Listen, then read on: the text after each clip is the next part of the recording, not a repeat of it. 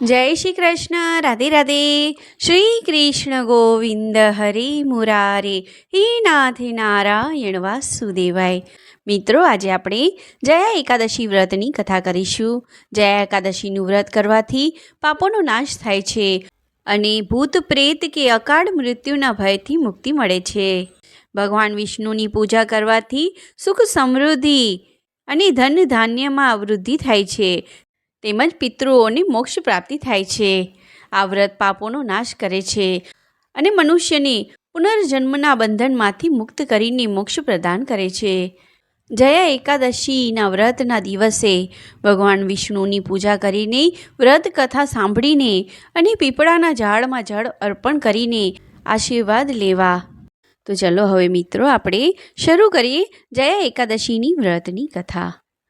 યુધિષ્ઠિરે ભગવાન શ્રી કૃષ્ણને પૂછ્યું, ભગવાન, કૃપા કરીને જણાવો કે મહા મહિનાના શુક્લ પક્ષમાં કઈ એકાદશી આવે છે, એની વિધિ શું છે અને એમાં કયા દેવતાઓનું પૂજન કરવામાં આવે છે. ભગવાન શ્રી કૃષ્ણ બોલ્યા, રાજેન્દ્ર, મહા મહિનાના શુક્લ પક્ષમાં જે એકાદશી આવે છે એનું નામ જયા છે. એ બધા પાપોનું હરણ કરનારી ઉત્તમ તિથિ છે.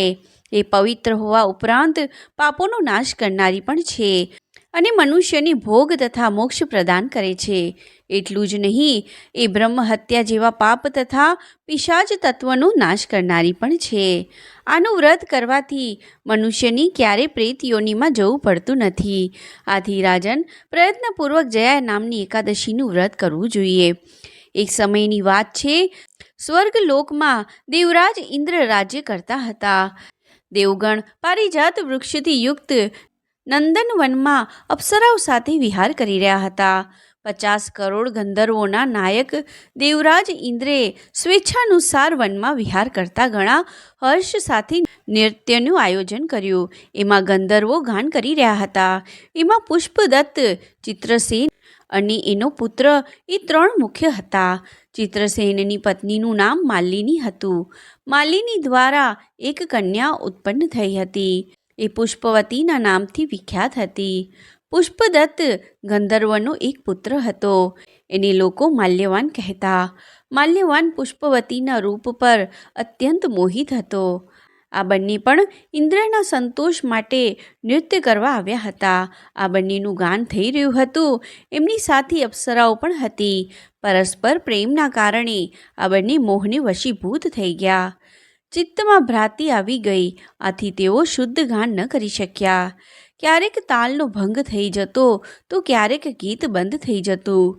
ઇન્દ્રે એમના આ પ્રસાદ પર વિચાર કર્યો અને આમાં પોતાનું અપમાન સમજી કોપાયમાન થઈ ગયા. આથી બંનેને શ્રાપ આપતા ઇન્દ્ર બોલ્યા, અરે મૂર્ખાઓ, તમને બંનેની ધિક્કાર છે.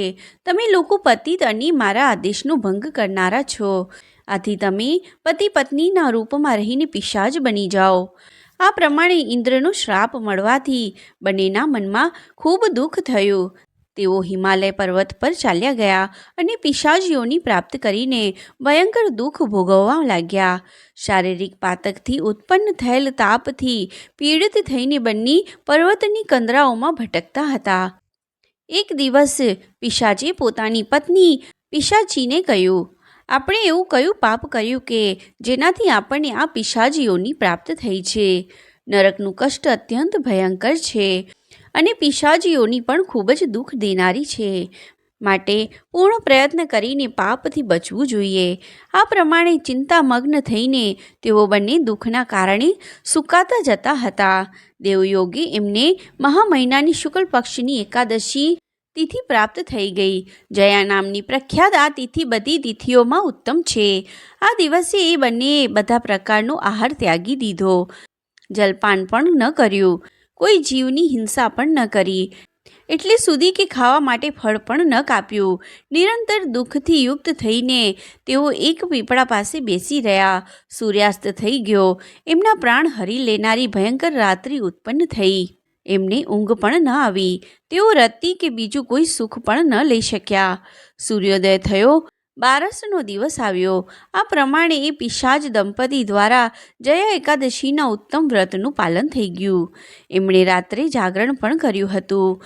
આ વ્રતના પ્રભાવથી અને ભગવાન વિષ્ણુની શક્તિથી એ બંનેનું પિશાચપણું દૂર થઈ ગયું. પુષ્પવતી અને માલ્યવાન પોતાના પૂર્વ રૂપમાં આવી ગયા. એમના હૃદયમાં એ જ જૂનો સ્નેહ ઉભરાઈ રહ્યો હતો.